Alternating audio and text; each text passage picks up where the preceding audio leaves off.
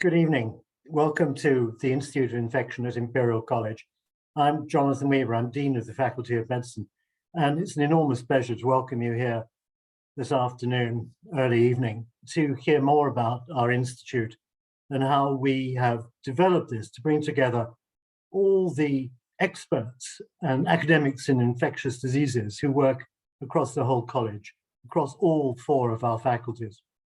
Infectious diseases is one of the great strengths of Imperial College, and I think you will have seen over the course, particularly of the most recent COVID epidemic, just how much the research that we do at the college contributes to the national response to COVID and indeed internationally. Now, we have enormous strengths in infection, and we have academics who work across the whole spectrum of that in terms of the basic science of infectious diseases, identifying infectious diseases, diagnosing them, treating them, and perhaps most importantly of all, preventing them. And it's an enormous pleasure, therefore, to welcome some of the senior academics who work in the Institute of Infection with you here this evening to talk about what we do, what they're doing, and how they're contributing, and how we hope to grow the Institute of Infection in the future. Now, this is a webinar, and I really encourage you to be interactive and to put questions through the Q&A function at the bottom of your screen. And after my colleagues have talked a bit about what they're doing currently and their research, we'll turn to the Q&A session, and I will make every effort to get through every single question that you put to us all, and I hope answer. So at any time, please do feel free to put questions to us. What I'd like to do now is to turn to Professor Charles Bangham, our friend and colleague, who is the director of the Institute of Infection, so that he can give an overview of what he has established. Charles. Thanks very much, Jonathan. As Jonathan's just reminded us, the pandemic has forcibly reminded the whole of society that infections have not gone away, but they remain a huge and unpredictable problem for society. And it's also widely recognized that major advances in science and medicine often, indeed usually, come from quite unforeseen directions and frequently from different disciplines. So in Imperial, because we have world-leading departments and individual researchers, not only in medicine biology, but also in physics and chemistry, maths and engineering and materials sciences, many researchers in these other departments are working directly or indirectly on different aspects of infection. We also have very close and intimate interconnections with clinical infectious diseases. And indeed, many of the leading researchers in infection in Imperial are clinician scientists, working not only in the UK, but also overseas, such as in our units in South Africa, East Africa, South America, and Singapore, among others. These connections are particularly important, and they both inform and drive a lot of the research we do on infection. So the purpose of the newly formed Institute of Infection is to bring together these clinicians and biologists with the workers from different disciplines to both facilitate and drive collaboration on research in infections and infectious diseases. Another major objective is education. We aim to launch a master's program that is multidisciplinary, and it's aimed to train people coming from different backgrounds, different disciplines, to give them a basic grounding in infection science. So we will take not only biologists and medics, but also physicists and chemists, engineers, and also people from humanities, such as lawyers. It's important to emphasize that the Institute was planned, in fact, long in advance of the pandemic. But of course, the pandemic has also brought to the fore the excellence of the science and medicine in Imperial. So finally, I just want to mention about science communication. It has been quite remarkable since setting up the Institute of Infection just in October last year and launching it. It's been quite remarkable how it has exposed a hunger for science communication among not only the public and indeed government who need more information about science in infection, but also among the researchers in Imperial. And we're running a joint workshop in collaboration with the Royal Society in 2 weeks' time, with many of the people you see today giving talks about their experience in communicating science, both to the policymakers and indeed to the public. So, although the driving force in most researchers is curiosity, it's also true that most researchers want to apply their curiosity to solve some important problem. And I would dare any of you to predict where the next big advance in infection research is going to come from. Would it be a new device to detect or sequence the bugs, or maybe a new approach to vaccines? We've seen some remarkable examples of that recently, of course.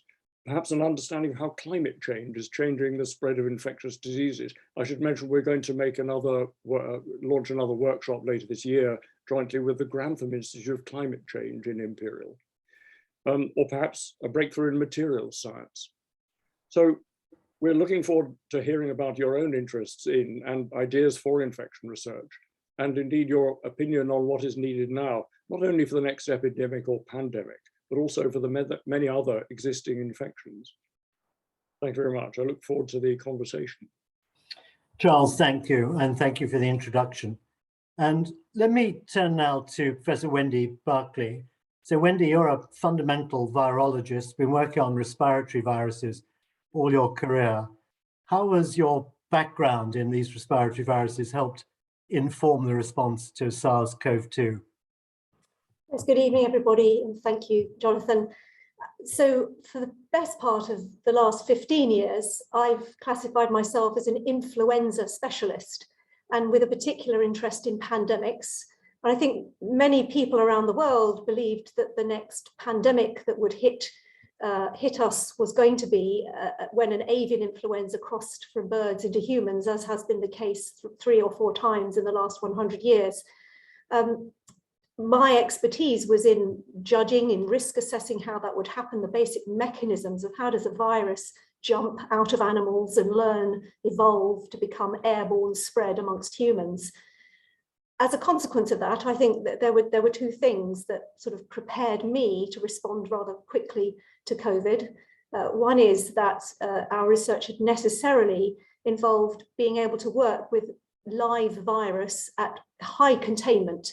And Imperial, of course, was one of the reasons I wanted to come to Imperial in the midterm of my career, was that Imperial is a fantastic place to carry out such research because they have excellent facilities and excellent support systems to make sure that that work is done safely and properly.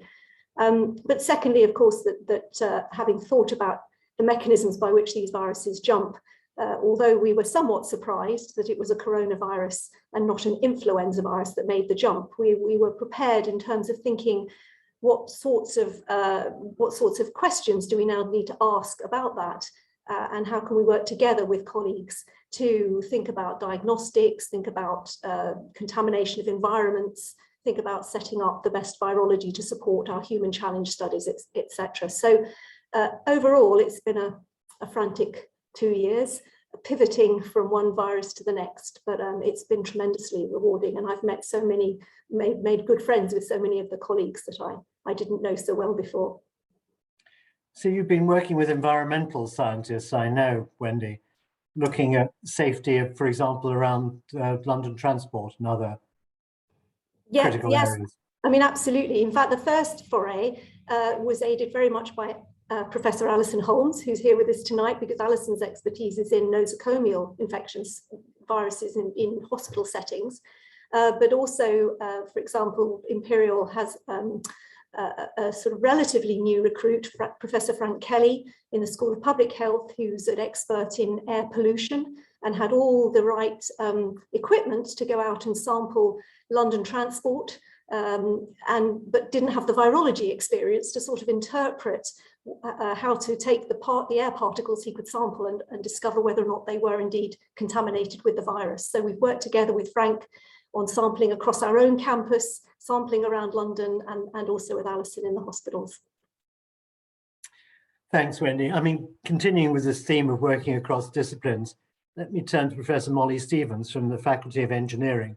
So Molly is a materials scientist and has been developing extraordinarily novel diagnostics. Molly. Yeah, thanks very much, Jonathan. So I run a very interdisciplinary group, actually. I'm sort of a material scientist, also a bioengineer. And my group has people from those disciplines, but also chemists and cell biologists and physicists and even some surgeons. But outside of that group that's very multidisciplinary in itself, we've been able to collaborate with very many wonderful people that are now within the new institute. So actually, like Wendy, for example, on some of the virology, but also people working on malaria and TB and a lot of different areas. I'm also deputy director of a big interdisciplinary research centre that's going to hopefully work very closely with the Institute as well, a centre called iSense. And if I can just say just a couple sentences about some of the sort of interdisciplinary research. So some of it is on ultrasensitive diagnostics, and a bit like Wendy, we sort of pivoted because we were working on early HIV detection, and then we could pivot and apply that to some COVID detection, but also some other diseases. But actually the sort of general interdisciplinary approach, I think, is useful in so many different ways. So you can think about having surfaces perhaps that could kill viruses or bacteria, new materials that could help do drug delivery in different ways, and also materials that you could put in a wound maybe to kill some bacteria that you wouldn't want, and so on. So there's so many opportunities, I think, in a place like Imperial, where we have really strong physical sciences and obviously really strong life sciences and strong medicine. Bringing those together is to me the most exciting thing, and the way we can make the most impact. Molly, now that we're all getting used to doing our own diagnostics at home, literally the whole population now understands how to do a lateral flow. How do you think that's going to change how people use your sort of novel diagnostics? It's going to be a diagnostics explosion.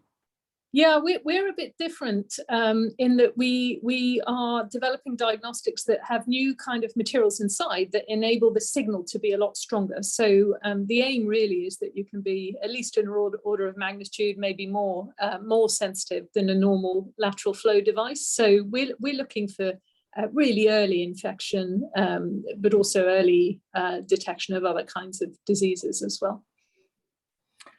Thanks. And can I just turn to Pantelis and ask about your work on a completely different type of diagnostics, really bringing in electronics into diagnostics of infectious diseases?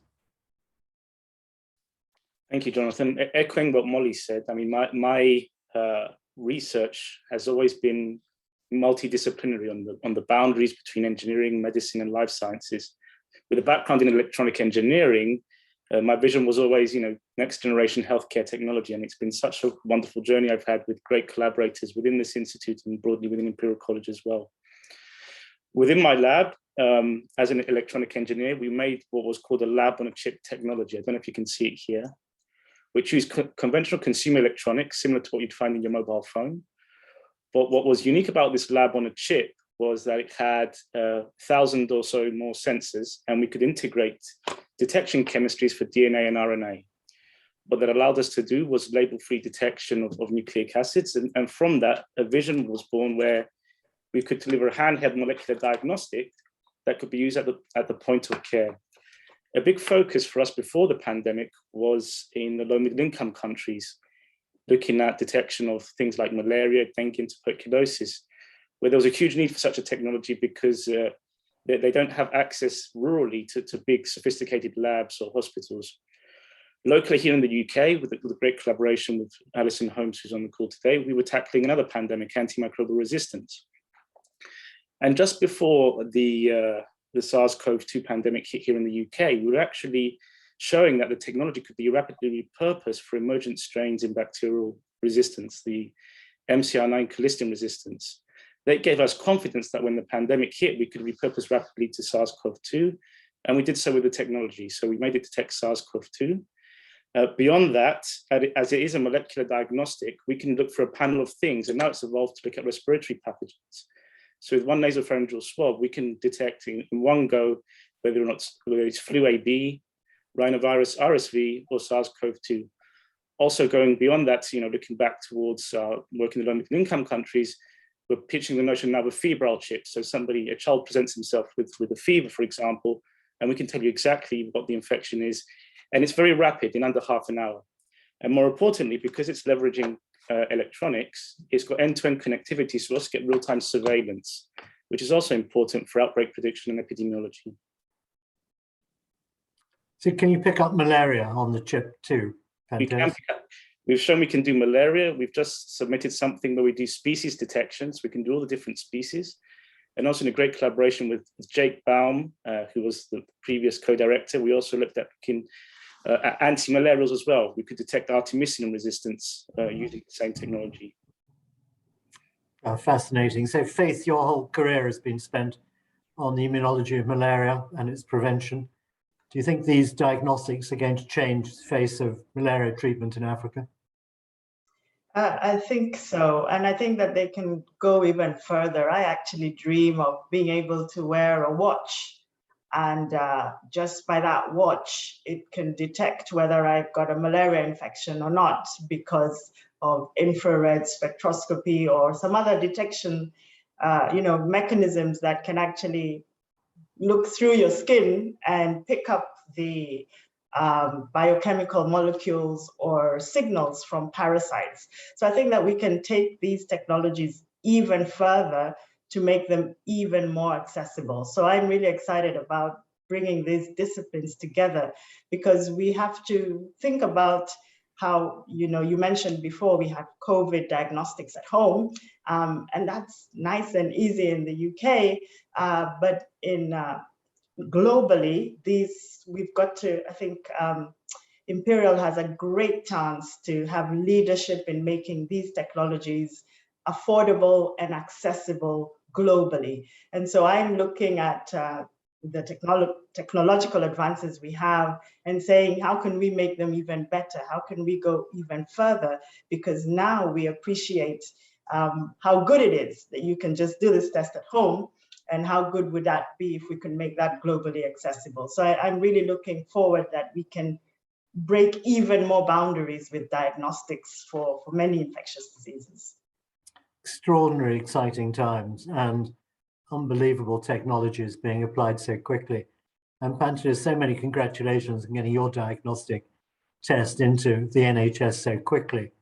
And first into the hospitals in Northwest London, of course.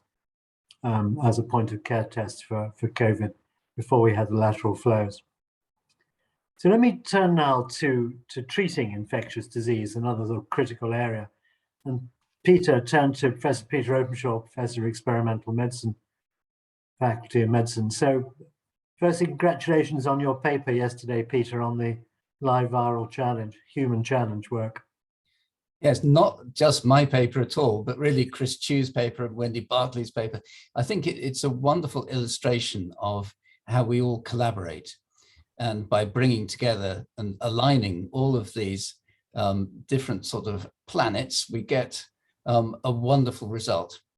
But I'll say a bit more about that in a moment. I wanted to say at the beginning, I think we all dream in our career of working on a nice, consistent, linear pathway which takes us from basic science all the way up to clinical application, rather than the sort of chaotic episodic work that we've been thrown into with our response to one wave of infection after another. And I vividly remember 2002 when SARS struck, being absolutely terrified that this was going to turn into a global pandemic with a mortality of 10%. 1 in 10 people were going to die.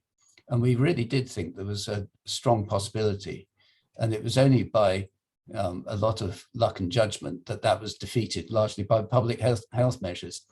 And then in the previous pandemic, the 2009 flu pandemic, we tried to do something more organized in terms of bringing together all the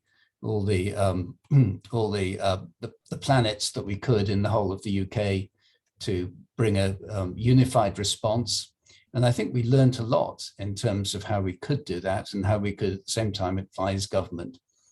But I think the real success this time has been through the big collaborative studies and the big clinical studies, in which I'd include the Osier study, which I'm one of the 3 co-leads on, which has managed to recruit close on 300,000 individuals who've been admitted to hospitals in the UK, and has generated a lot of host genetic data, viral genetic data, and all the profiling of the immune system, which has really given us a deep understanding of how the virus has behaved this time, and what determines whether an individual goes on to have really nasty disease or to recover.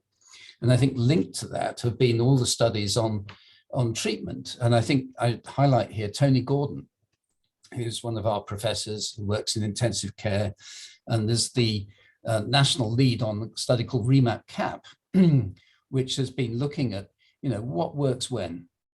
And, so, for each treatment, there comes a time and there comes a situation in which it's most effective. So, early on, antivirals work, but if you leave it too long, leave it more than a day, well, more than maybe 3 days after the onset of infection, you're really losing the benefit of antivirals and maybe losing the benefit of antibody treatments as well. Then you move into the stage when inflammation takes over, and what you need then is the anti-inflammatory drugs that modulate the immune system, steroids, but that's rather a blunt intervention. What you really need is a targeted intervention blocking something like interleukin-6. And I think, we've really learned how we can tailor these interventions. In 2002, we just didn't know what to treat with, and we didn't know when to treat different stages of SARS.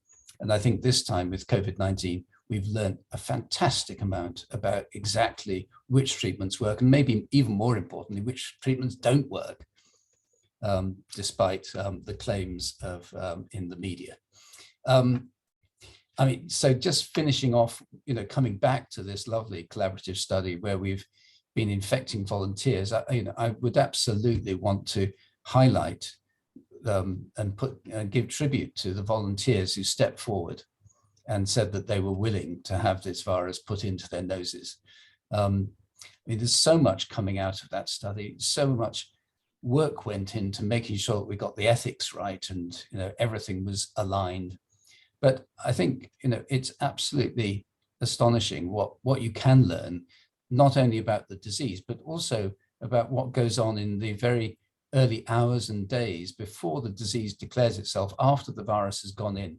That's a crucial sort of quiescent phase, you might say, but actually there's an awful lot of immunological action going on in the moist surfaces of your nose and lung when there's a negotiation between the virus and the host, which determines the outcome and the pattern of disease. So it's a fantastic journey, but I wouldn't necessarily recommend it as a career unless you have a lot of backup and a lot of great friends and colleagues, as I think we do at Imperial. Peter, it's almost exactly 2 years ago since you told me that you thought this was going to be the big one, and I was very skeptical, and you were absolutely right. So here we are. With the new diagnostics, why can't we have a supply of anti-flu, Tamiflu at home, Tamiflu, and have a lateral flow at home for flu A and flu B, as Pantelis and others have developed? I don't know whether that's a question for me. We do have a huge stockpile of oseltamivir in tubs sitting in warehouses, enough for 40% of the population, which occasionally we are asked to advise the government whether this is still in date or whether we should actually just dump it. But I can absolutely envision a time in the not too distant future where there is going to be a possibility of walking into a pharmacy, doing a diagnostic, and then having an over-the-counter specific remedy tailored not only to the particular virus, but also to the stage of disease that you might be at. So tailored quite specifically, not only to the virus, but also to your host immune response. And that might be a real step up in terms of how to prevent and preempt and intervene early in these respiratory infections that are such a scourge, and which many have said, well, you're never going to find a cure for the common cold. So. Yeah, we might find a treatment at least. Yeah. Let me turn now to Professor Alison Holmes, particularly in terms of targeting treatments. So Alison, we've talked a lot about viruses, but we've talked less about bacteria, and particularly the problems of antibacterial resistance, antimicrobial resistance. You're a national leader in this area and lead a big unit across the college in addressing this. How are we going to get on top of antimicrobial resistance? So thank you very much, Jonathan, and good evening, everybody.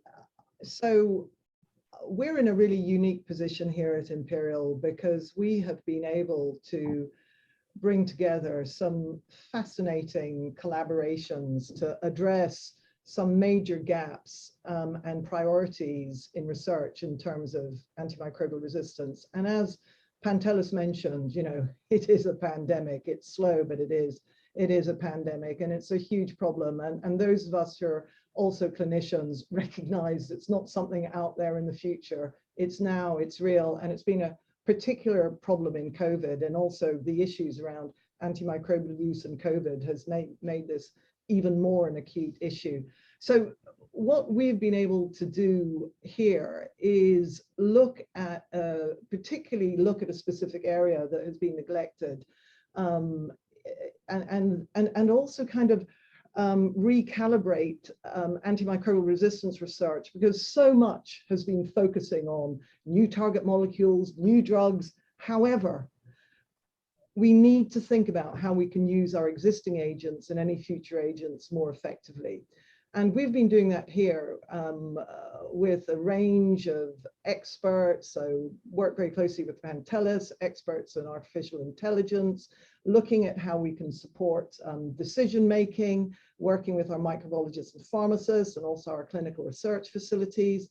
So in terms of clinical decision support, that has been fantastic. We've developed something which was CE marked, and then also developed it further within COVID so that we could actually use antimicrobial. So to treat, it's tricky treating a bacterial infection in the context of COVID, but even then we were able to develop a decision support tool that would help with that. But also, I think what Peter was just saying about how important it is about responding to dynamic infection. He was talking in the context of COVID, but in bacterial infection, we can do so much better. One size does not fit all.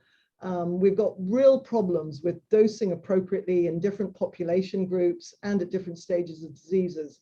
And our work on point of care sensors is really, really going to revolutionize how we can look at getting more data to improve how we use antimicrobials. But the best way of improving antimicrobials, of course, is not to get the infections in the first place. So as Wendy mentioned, I worked a lot in healthcare associated infection and antimicrobial use in healthcare. And 1 in 5 antibiotic prescriptions within healthcare is for hospital-acquired infections. So if we sorted that out, we would certainly reduce the pressure in antimicrobials. And in the community, I mean, the opportunities for reducing infection from all sorts of angles, from the environment to safe water, but also the use of vaccines in the community would also play a really important role. So Alison, we had a question from the audience about just where we are with antibiotic resistance and how close are we to losing the capacity to treat bacterial infection?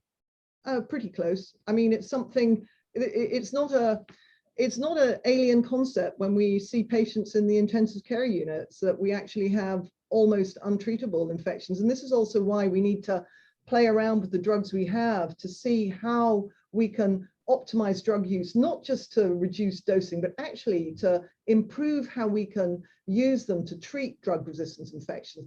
And we're using some terrible, awful drugs at the moment. Colistin, who'd have thought we'd be using bucket loads of that? But we're forced to because of the infections we're seeing. and I'm pleased that we are involved in a variety of policy work. So, you know, we're talking here about the research work we do, Jonathan, but I just wanted to point out that we're doing a lot of work strategically and advising on policy and areas to focus upon. And yeah, I mean, the time is now. We're seeing infections that are untreatable, and you know, we need to get our act together. And there's, you know, the COVID has actually you know, sharpened focus on this as well. Thank you. It's hard to stress sometimes just how important this area is. All modern medicine is underpinned on our ability to control bacterial infections. And it also can be kind of linked, you know, there's a lot that can be linked with the work on climate change. It's critical that there should be societal engagement. And, you know, it's great to save the planet, but let's try and save healthcare as well. And they are linked. So, Charles, you mentioned at the very beginning that our highest priority for infectious disease has got to be prevention. And so I just wondered if I can ask you just to reflect on prevention technology and in particular vaccine development. Yes, well, thank you. Coming back to the issue of the interdisciplinarity and the contribution that other disciplines have made, again, we don't want to focus all of on the conversation about COVID, but the recent development of new vaccines has, of course, as people have often remarked, does not come out of the blue, but it rested on many years of different of research, not only in biology and medicine, but in other disciplines. For example, in biophysics, the development of liposomes, small lipid particles, which is how the mRNA vaccines are delivered. I have a family interest in liposomes, which I can come to, but also the mRNA vaccines that are delivered in the lipid nanoparticles is not just mRNA, it's not the RNA taken out of a culture medium and put into the particles. It's actually modified RNA. And so again, that understanding rests on nucleic acid chemistry and also an understanding of the immune response. How does the cell, how do we react to these unfamiliar chemicals? So chemistry, basic chemistry, immunology, biophysics, then X-ray crystallography has made some remarkable contributions. It's understanding the structure of the spike protein of, for example, SARS-CoV-2, the COVID agent, and other agents like influenza, that has made it possible to stabilize them. Another one is dengue fever virus. It's made it possible to stabilize the spike protein. And that is what is making some very effective contributions again to COVID vaccines. And as monoclonal antibodies, there's a question I see about monoclonal antibodies. It's just worth mentioning that they were discovered accidentally in the course of research on cancer. And the people who made these antibodies were actually trying to understand how a cancer cell is transformed, why it grows indefinitely. And they happened to use a cell that produced antibodies. That was completely accidental. Now, about 50% of new therapeutic agents used in the clinic are based on monoclonal antibodies. So it's made one of the biggest contributions ever to medicine, and yet was completely unforeseen and came from a different direction. Just to respond very briefly to the question about monoclonals, asking why they haven't been more prominently used in COVID. There are two main, well, a few main reasons. Firstly, as Peter Openshaw mentioned earlier, to have an effective response in this disease against the virus, you need to intervene extremely early. And that probably means in the first 3 or maybe 4 days. So generally at that stage, the people, someone who's got the virus is not even in hospital, they don't have access to it. And of course it needs to be given intravenously, so it's not practical. Another important point is that if you use only one monoclonal antibody, you might very rapidly develop resistance because the virus can escape relatively quickly against a single monoclonal antibody. So there are a number of reasons why it's not been a very useful approach so far. However, in certain cases, in severe cases where there is the possibility to intervene early, it does have enormous potential. And of course, one can use more than one monoclonal at a time. And they may be useful for people who are vaccine intolerant for whatever reason and prevents infection. So good to see the family history of liposomes. I always felt they should have been called bangosomes. And well, they were called bangosomes to start with, but not by my uncle who developed them. That was forced on him by other people, but luckily someone thought of a better name for them, liposomes. Faith, you work not only at Imperial, but also for one of the major public-private partnerships developing novel vaccines, particularly for emergent diseases, IAVI, the International AIDS Vaccine Initiative. You must be immensely excited by the extraordinary development in vaccine technology that COVID has stimulated. Yes, indeed. And I think at IAVI, what we're really learning is the power of partnerships, which is sort of the same model here that we have of interdisciplinarity. And we're really thinking about global access and how we can make these innovations reach people that need them. I think COVID's been great in showing us that while you can shore up your own borders, the pathogen doesn't respect them, and we really need to have a global approach to solving these global problems. And so at IAVI, we're innovating with vaccines against HIV, against emerging infectious pathogens such as Lassa virus, Marburg, Ebola. And I think that one other good thing coming from COVID is that it's just reminded all of us about the impact that infections have on lives and livelihoods and on the society. And sometimes when we hear about some of these diseases, they sound exotic and tropical and far away. But I think that the COVID's really brought right in front of our face, really the impact that infection has on society, and also the powerful benefit of vaccines. I think we're in a really good time to leverage this moment and provide solutions and think globally towards addressing these solutions. I just want to mention also, there's a question in the chat about detecting molecules through the skin. So this actually came about people who are doing vector biology and studying mosquitoes in the field. They've been using this technology to identify mosquitoes that are carrying parasites, because not all mosquitoes have malaria parasites. And so when you're sampling in the environment to find out how much malaria is there in the mosquito, I found this fascinating technology where there's infrared technology. It's a light that's shone on the mosquito. And then you combine that with, you measure the signal that you get out of that, and you work with mathematical modelers you train the program to understand what the signal is like when there's no infection and what the signal is like when there's an infection. And that's the kind of innovation that I think if we could move that along and bring it to something like a watch, that it knows that today's Faith, all her biology looks normal, and on another day it knows, hey, Faith, something's wrong, I can detect something different.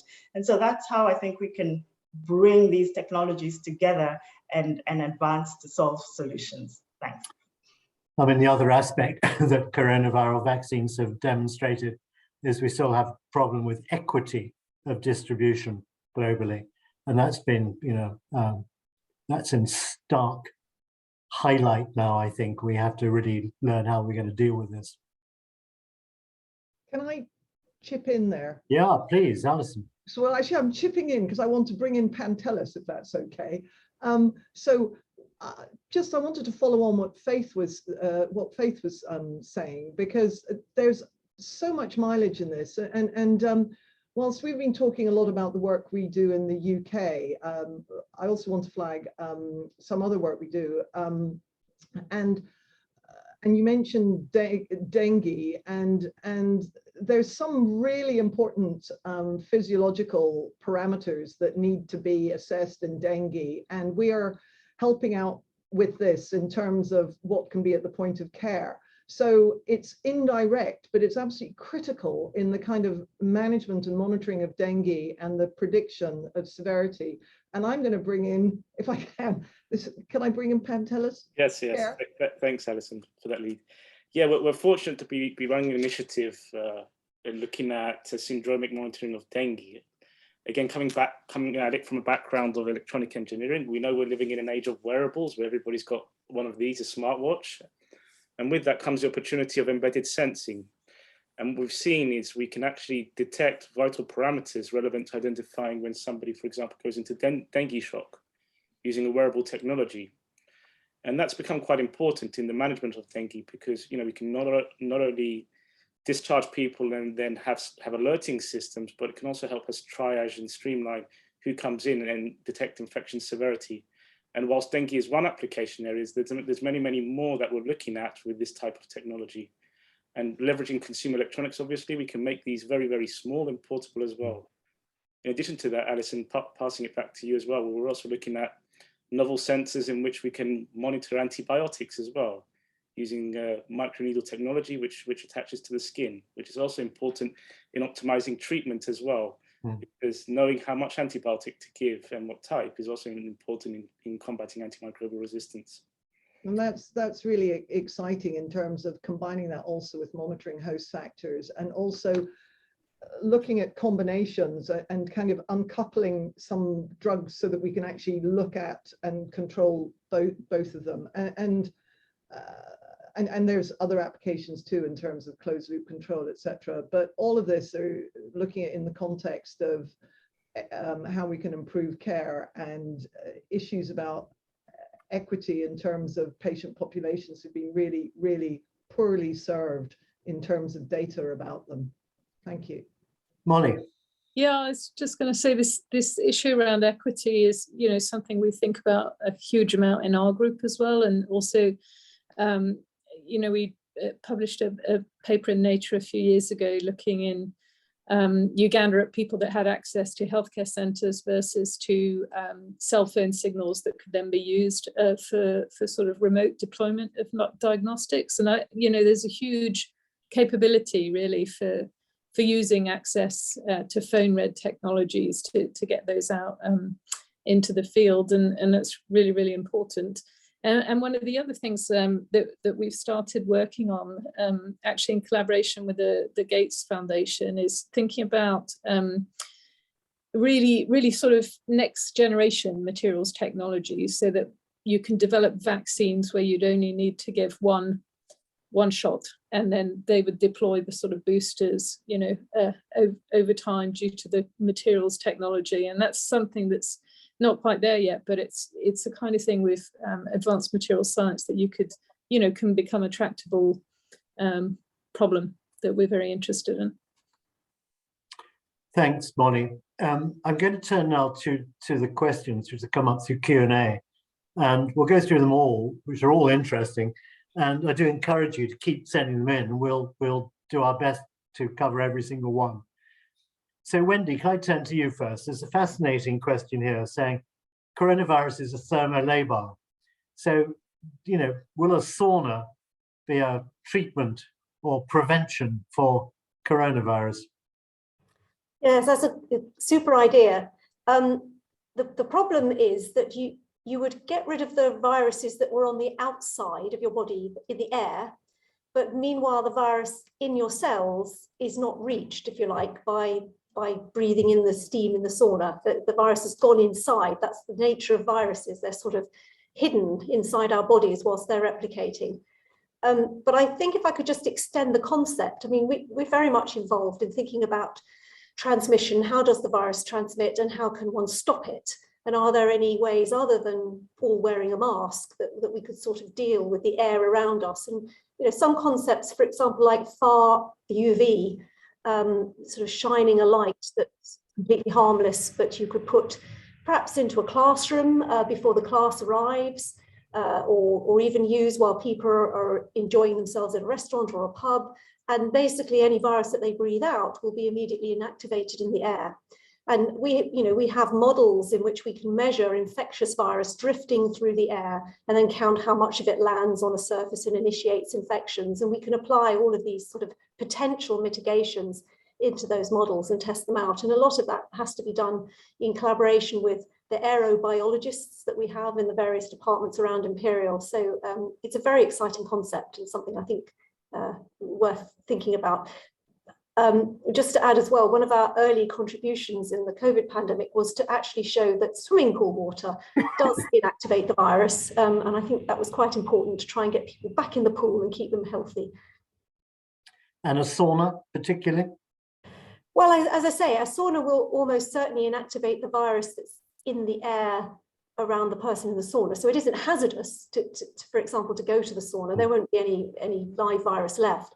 But I think you'd have to be in the sauna all day in order to treat it. Yeah, so it won't stop person-to-person spread. So there has been a question about why do we call it COVID and why is it called a SARS virus? Peter, do you just want to remind us of the history? Yes, well, I think the term SARS, which was coined in by those working at WHO in 2002, I thought it was an inspired acronym, actually, severe acute respiratory syndrome. And SARS, I think it just evokes the idea of a terrifying invader somehow. And many of us thought that this was going to be called SARS-2, but I think the decision was made by the WHO. I mean, perhaps others on the line would have been more connected with that. Faith, did you have a role at all in discussion over the naming of the virus and of the disease? And can you explain why the two were not named in a similar way? I'm afraid not, Peter. I mean, I think there's been a move against trying to against naming viruses in association with a particular location or with stigmatizing a particular group. I think that's very important, and I think COVID-19 was a compromise. It's a relatively trips off the tongue easily, and it designates the year in which it was first described, 2019, even though it didn't really expand until 2020. But I mean, the naming of outbreaks, the naming of diseases is a very important, quite subtle art these days. Very subtle. Thanks, Peter. I'm going to stay with you because there's a question about interferons. So we haven't heard a lot about interferons in the treatment of COVID infection or in its protection against it. And they were so sort of dominant when we were thinking about flu. Yeah, I mean, there's a very long and interesting history of the possible uses of interferons. I mean, in the early days, it was thought that perhaps administering interferons either systemically or intranasally was going to be a good way to treat viral infections, but they're actually quite nasty, toxic substances. If you infuse or instill enough to inhibit a virus, it often gives you a pretty unpleasant syndrome. I mean, there is some interesting work going on. There's a group in Southampton who have got inhaled interferons, which shows some promise. But there was a big WHO trial which included peripherally administered interferon, which showed absolutely no benefit at all. So the interferons have not been ignored at all, but they just haven't quite found a place yet. I do hope they will. I mean, there's also a question in the chat I can see about macrophages, another part of the so-called innate immune system, which is actually usually termed natural immunity by immunologists, which is caused some confusion with the adoption of the term natural immunity to mean immunity that follows natural infection. But macrophages are very, very important, not only in defense, but also in being involved in the actual disease. What we see is a lot of turned on macrophages, particularly late in the disease. And it may be important to actually tune down those macrophages and prevent them from contributing to the pathogenesis of the severe disease, they and neutrophils. So, overactive immune system, particularly in the late phase, is very important as part of the disease causation. There's a fascinating question that's come in about susceptibility to COVID following vaccination. And what do we understand about the basis of protection and the role of vaccine in protection against infection, as opposed to protection against severe disease? Wendy, can I turn to you, and then perhaps to Charles? I'll start off from the virologist point of view and then hand over to Charles to talk about the immunology and the vaccine. So, I mean, obviously, one of the things that we've been tracking as virologists very closely is the virus changing. And I think I probably don't need to tell everyone here how important that is in how the vaccines are working.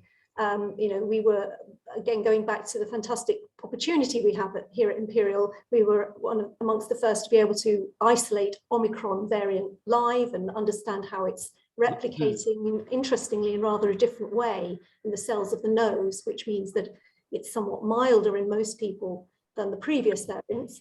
But as everybody knows, it's highly mutated, which means that it isn't anymore a very good match with the vaccines that are still based on the first wave viruses.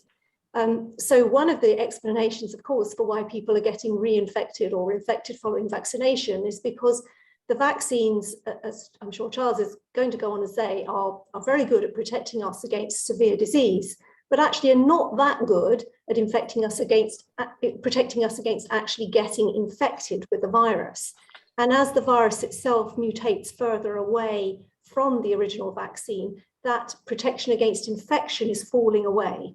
So we've been faced in January with a very large number of cases, thankfully not so many severe cases. But Charles, I think you could elaborate on how we might change that in the future, perhaps? Well, it's an extremely good question, because it's very puzzling if the vaccine is so effective, as the questioner says, against disease. Why doesn't it prevent us passing on the virus? There's a very fundamental point here, and that's this. Vaccines virtually never prevent infection. What they do is attenuate it.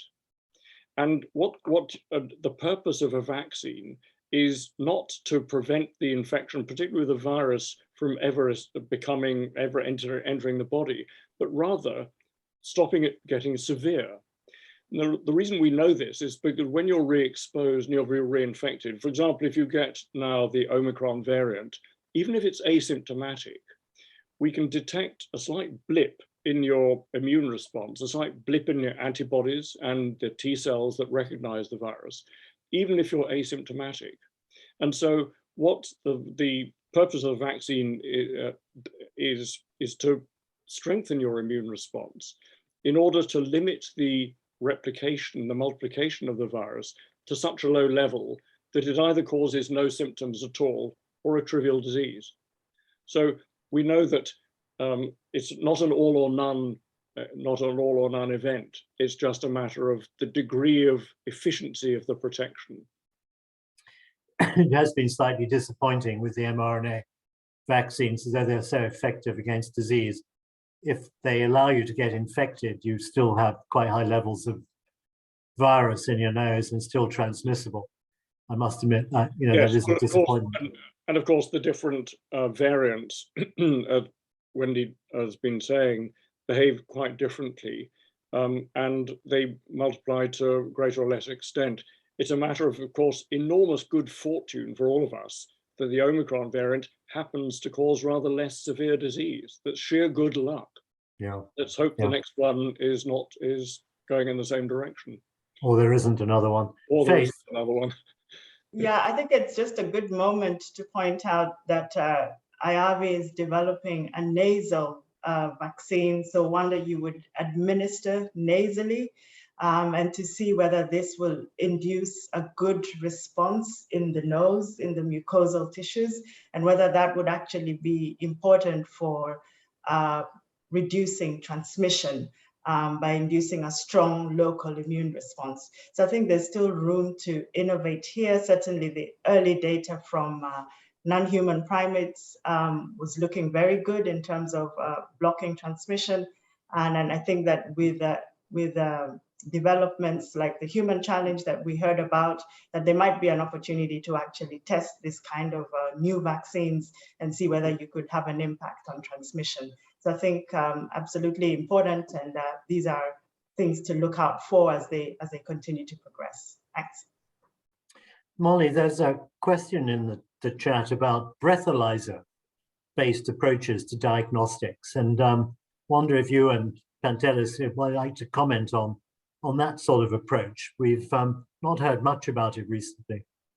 Yeah, I mean, there are some groups at Imperial actually quite interested in that. So, but not so much in the context of infection. I'm thinking George Hanna is looking at this in, the context of oncology, and there's also some good companies that are active in this area. And I mean, not yet that this is used widely in practice, but certainly developing technologies where the aim would be that the patient could blow into a device, and then the chip would be able to give an analysis of different diseases that patient might be carrying, or indeed just health of the patient. So that's a pretty active area as well. We do a little bit of work on the kind of surfaces you would use in those devices that can interact with different types of molecules in interesting ways. And yeah, maybe Pantelis is doing some work on this area as well.